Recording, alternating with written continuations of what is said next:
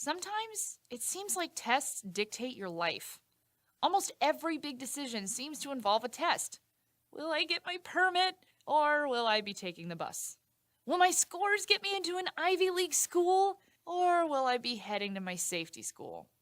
Today, we're going to tell you about a test that'll help you far more than good grades or great parallel parking skills.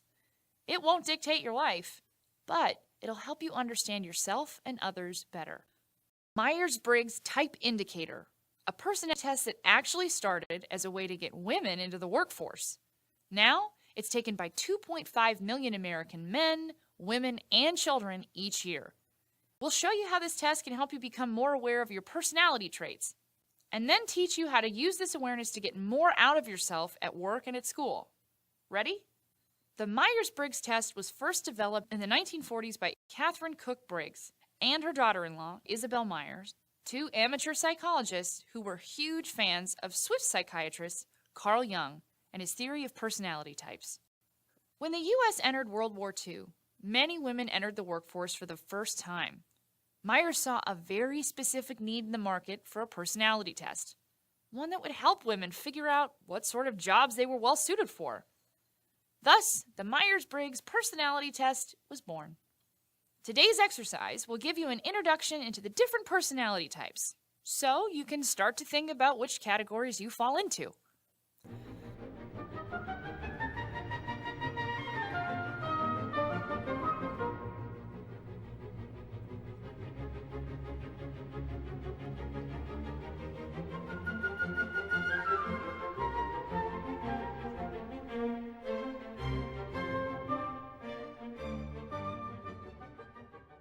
Step 1.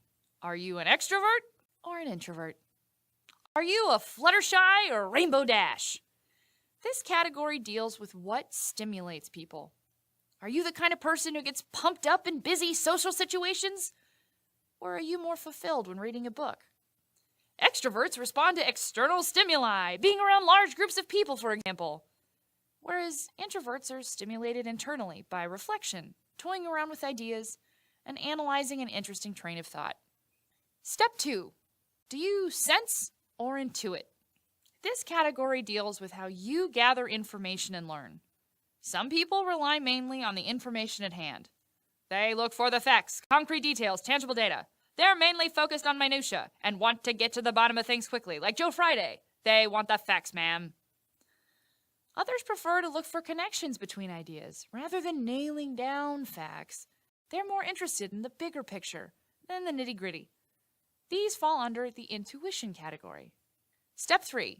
Would you consider yourself more of a thinker or a feeler? This one is the classic Spock versus Kirk dilemma. How do you make decisions? Do you analyze all the data at hand exhaustively, write out a pros and cons list, think logically through a problem? Or do you go with your gut, let your emotions be your compass for a situation? Step 4. Are you perceiving or judging? An easy way to look at this one is to ask yourself, how do you respond to deadlines?